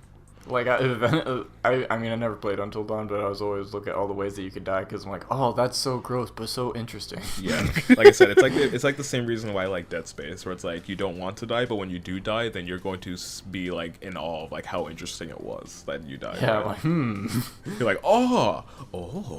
That's literally how I am with those kinds of things. Yeah, I've gone pretty far in it. I think I'm actually like on like the last level, and then I'll be finished with it. And I don't think I'll really have much else to say outside of the game is super good.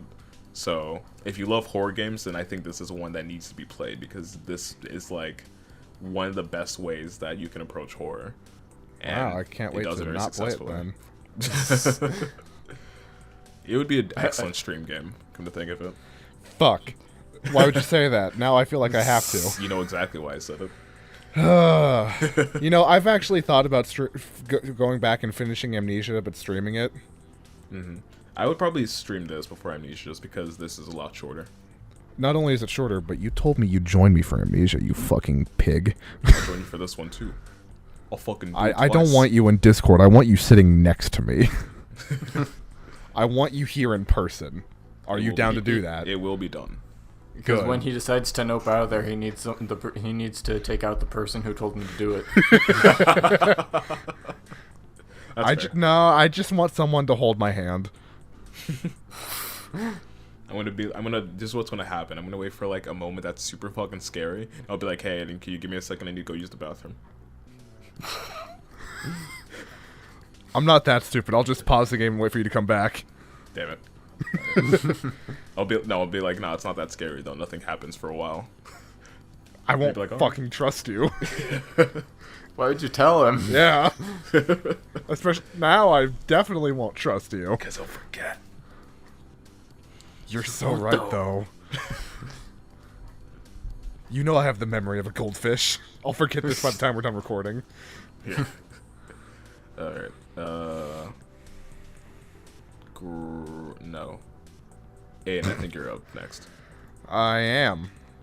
Let's make this the last round between us. So one more game? Okay, what do I want to talk about more then? Or if you do Let's talk about the new one. Microsoft Flight Simulator. Holy fuck, I had problems installing this game. I had to probably install it 3 or 4 times. Because at a certain point, every time it would just, like, stop. And it wouldn't install anymore. I don't remember how I fixed it. I think I just changed where the installation directory or whatever, and I don't know how that fixes it, but it did. Not the point. It's fucking beautiful and amazing, and I love it. If you've never played a Microsoft Flight Simulator before, don't worry, neither have I. This is the first time I have. It's literally Earth, but this is what I said in my notes. Google Earth, but planes. Because isn't Very fair. And I'm not wrong. Isn't it pretty much just like they're taking the data from Google Earth and then they're making 3D models out of that? And then more on top of that, there's like they're actually taking like satellite data to have like accurate weather and like other planes in the air and stuff. Mm-hmm. So it's and like they have every single airport in the world actually functioning. yes. So it's insane. It's really fucking complicated, and I've been trying to learn how to fly a plane, but I can't fucking get it. I think I'm just too stupid or whatever. But it's fun. I have yet to really learn how to land yet. So I can get in the air, but I can't land. Well, I'll land, but not land. Not the safe way. No, usually what will happen is I'll get in the air and then I'll be good for a while. And then I don't know what happens and I'll just start spinning out, barrel rolling towards the ground. I don't know what happens. It's like but you go straight up and then you go straight down. Or like yeah, you go straight sideways. I don't know what happens though, because like I'll have it all set up to where it's just flying straight on its own. And then something happens and I'm going down. I was watching one of your streams because I mean I haven't seen either of them live, but I was just watching them back, and I don't even remember what was happening. I think you were trying to land, but ended with you spinning out of control, and in your webcam you were saluting as you were going down. I forgot about that one. I should go back and clip that and put that on YouTube. I'm sad that's not a clip. I didn't think about that at the time, but that was like, at that point I was like, you know what? I'm going down with the ship. I'm just gonna, I'm going down. There's nothing I can do. As you were spiraling out of control. Towards the ground. Yeah, I forgot about that. Oh my god. I also liked the clip where you were trying to take off, but you were like almost, I almost say you were taking off like sideways and you were insanely low. And you like ran into a bunch of other planes. Well, that was on purpose. Everything else has not been. I'm legitimately trying to fly this damn plane, and I end up crashing just about every time. And also, the game tells you to go back to the training area, but doesn't do anything about it. And it doesn't. And I don't know where the training area is. It's like, go back to the training area. Where is it? I don't know where it is. The training area is the sky. Where in the sky? I don't know. But it's a great game. It's absolutely on Xbox. It's absolutely worth the $60 I would have paid for it if I didn't have Game Pass, because it's on Game Pass. Yeah. If for whatever reason it goes off of Game Pass, which I don't think it will because it's a Microsoft thing and Microsoft owns Game Pass, I'll buy it. But if you've ever wanted to learn how to fly a plane but don't want to fly a plane, play this game. Or you actually can't, like me. Yeah. I'm not allowed to fly planes. It's a good alternative. What would make it probably better is if I had one of like those flight sticks that you can get. But then if it also had like VR capabilities. Doesn't to have it like, I don't think it does. I haven't looked into it. I assume it doesn't because Xbox doesn't, and it's going to be on the Xbox.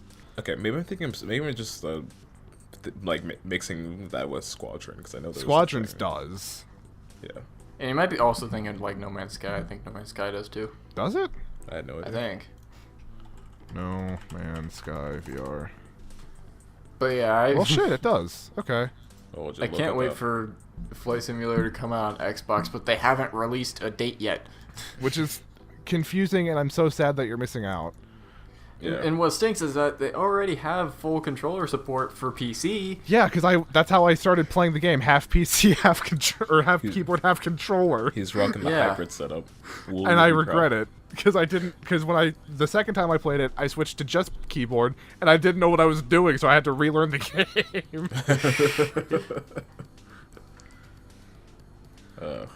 But no, it's a lot of fun. I'm not good at it, but it's a lot of fun. It is good fun to watch you do it. Oh, God. I'm going to stream that again probably this weekend. Nice. Alright, Grant, you want to talk about your last game and/or games? I'll No. skip out on one of them, but what? I'm just saying no, you don't want to talk about them. Well, who never said that? I'll just kind of touch on one real quick, because I'm not super into it. Borderlands 3 had a DLC come out a while ago that I almost completely missed, mainly because there's almost no commotion made about it. Nice. But I don't even remember what it's called, but it's almost like in a Wild West setting. It's kind of interesting because it treats it like it's some kind of Western film. It has like a narrator. It's almost nothing to do with, like literally nothing to do with the actual like game before like the main game or any of the DLCs or anything. You're just kind of like in this completely new place with all these completely new characters. So it's kind of weird at first, but you kind of go along with it. I started it a little, like maybe a week ago, and I haven't picked it up since. Not that it's bad, I just haven't really wanted to play a first-person shooter, but yeah, the DLC in Borderlands 3 is better than the base game. Which is really sad. I would honestly say it's worth playing through the game to get to the DLC, because the DLC is just really good. Maybe I should go back and finish Borderlands 3 then. I would play it with you. I wouldn't want to play it alone. Yeah. I also have this I realized just the wackiness of the guns that I have in it. I have a gun that has over 140 shots in a magazine, but I also have a skill that will restock, I think, 5% of the ammo in my magazine per second. So I can almost endlessly fire this gun, and I also have a skill that every single shot that I fire has a chance to explode.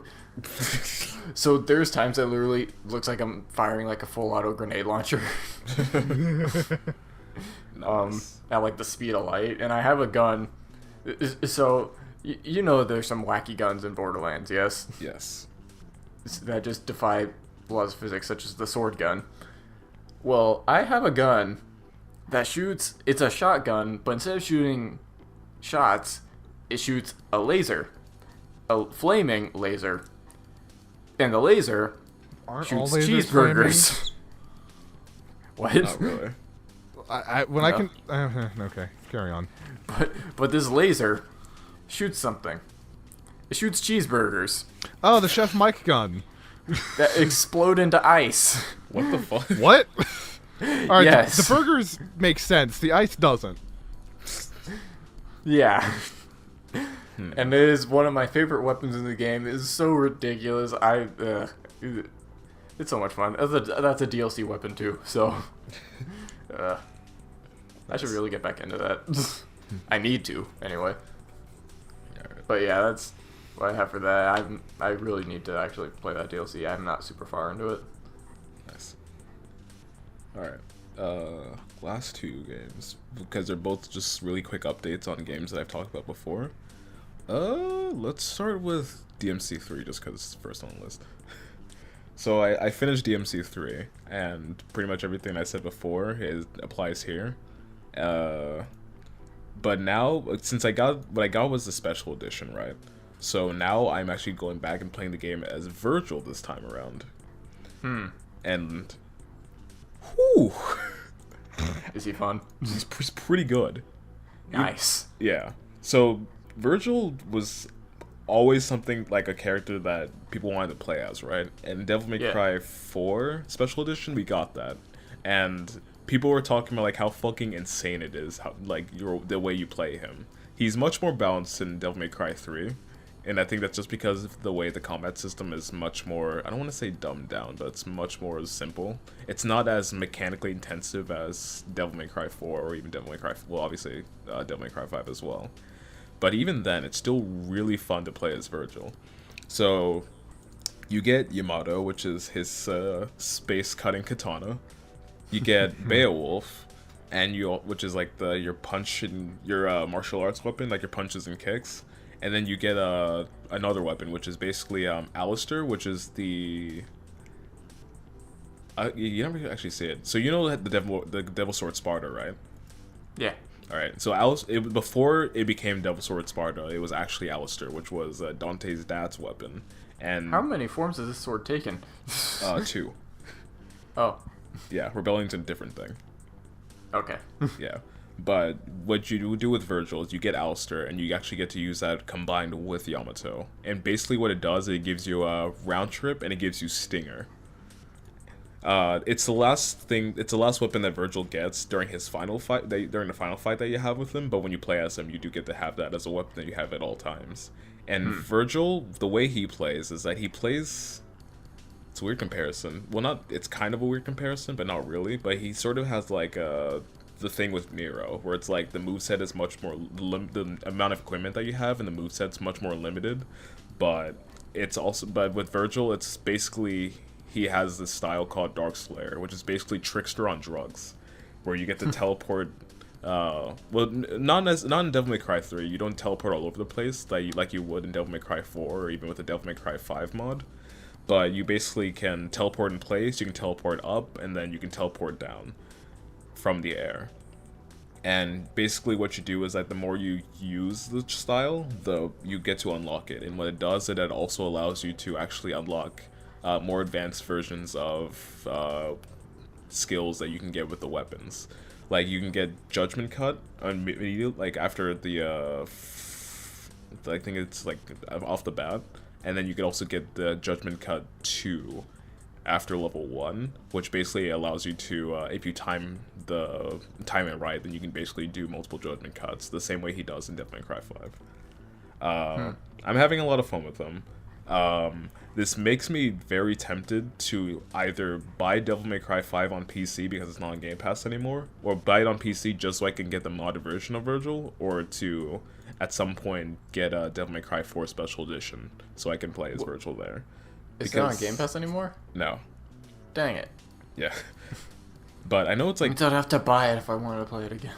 Yeah, it was like half off. I mean, I think it's only like $30 on Steam, and then during this last major sale, it was like $5, and I was super tempted to buy it. I'm tempted to get it just so I can play Virgil, because seeing the way that he plays in like the later games is fucking insanity. Yeah, so that's really all I gotta say for that. And the last thing is DUSK Episode 2. So I talked about DUSK. So I talked about DUSK before, and I finished. I don't remember if I finished Episode 1 last time I talked about it, or if I was like getting close to it. But I'm going through Episode 2, and then I'll go on to play Episode 3. What Episode 2 does is that it really fucking ups the shit out of the difficulty, and it introduces a lot much more interesting and more tough enemies. Like one thing that this brought was the Wendigo, and here's how it introduces the Wendigo. You go into like a dark hallway that has like a bunch of like little side rooms, and you go to the end of it, and it says like don't trust your eyes or something along those lines, to which you then hear like the sound of something moving around, and if you try to shoot the air, then you'll end up hitting the Wendigo, which will be invisible until you hit it, and then you have to fight it. And also, it's one of those things where like the fact that the graphics look older, because of the fact that the graphics look older, the thing looks way fucking creepier. So it's one of those things where it's like, okay, this is a fucking terrifying enemy, but you can handle it because it's like a one at a time. It gets to a point in Episode 2 where you go into a very tight room, and then you hear the sound of 2 Wendigos spawn. So you have these terrifying things coming at you, and you have to hit them in order to see them. Oh, man. So outside of that, and then it also goes ahead and does more things with the bosses. I think there's only there's a few bosses in the first episode, and I'd say the same amount in the second. But the bosses are like it does something similar to Doom, where you know how in Doom Eternal the Doom Hunter is a boss that you fight, and then he eventually becomes like a regular enemy in the game. Yeah. They have a version of that with a boss called Mama, which is basically like the cyber demon that's like giant tall fucking thing that has a gun for an arm. And it deals a massive amount of damage, and then it's also the way that it looks and the way that it like sort of moans as it moves is fucking creepy as shit. But eventually it becomes like they eventually do get like, I think they're called cowgirls, that are basically just the same thing but much smaller. Then it also introduces Big John. Big John. There are many things that I expected when I was going to fight the next boss after Mama. What I was not expecting was a guy with a big fucking gun doing an Arnold Schwarzenegger impression. That's for Big John, that's what you get. I opened the door to get to the next area, which unlocks the room that Big John is in, and the last thing I would have expected here was, come on. He does that the entire time, and I'm pretty sure I died because I was fucking laughing so hard. I was like, this can't be so real. I must be like in a dream. This must be a fake boss fight. I mean, from what I have seen from this game, which I mean isn't a lot, but I feel like I've seen enough to get the gist of it, that sounds so out of place. It is. It's like the boss fight itself is not too dissimilar from what you would fight like as far as like normal enemies, but the fact that it's like a Arnold Schwarzenegger impersonator is just the funniest shit. But it's everything that I said that was great about Dusk when that first time I talked about it is just as good, and if not much better and much more emphasized than this. It's fucking hard as shit as well, so it's going to take a while before I get to episode 3, but I think I'm actually almost done with 2. I think with that we're done here. Hoopla! Nice. Good, because I can really use some tear water or something. I can really use some food. That's also fine too. I haven't eaten today yet. All right. Aiden, the good people want to know where they can find you, where they do that. In the description. Fair enough. You can find me on Twitch, Twitter, YouTube, Instagram. Anywhere else? Nope, just those 4 places. There you go. You can find me other places, but I'm not going to tell you where. Stuff that cannot be announced yet. That's not where I was going with that, but sure. Okay.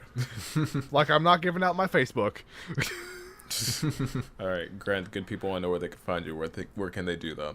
Literally just Twitter. That's it. I'm boring. Yep. I'm the most boring person here. You could find me on Instagram, Twitter, and Twitch. When are you starting that? Nothing's actually been done yet, but just come in and stick around and see what happens. Coming and stick around, see what happens. Yep. So you can come in and stick around and see what happens. You can coming in and stick around, yes. When are you starting those? Soon. Okay. I cannot say when because I literally don't know when, but pretty much everything is set up, and then tonight. It's just no. Do it tonight. No balls, you won't. Exactly, I won't. And with that, that's a podcast.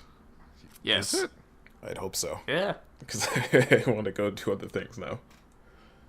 I've been like I hunched. thought we just started. I've been like hunched like in front of my. I think my voice is going right now. Yes. Yeah, I can kind of hear it. Yeah. Nice. Someone All the wasn't reason to ready keep for this. talking. You get to hear my voice disappearing in real time. Congratulations. Yes. I'm excited. This doesn't happen very often. A rare instance in real life and in the podcast. All right. With that, thank you for watching. We'll see you in the next one. Bye. Later. What?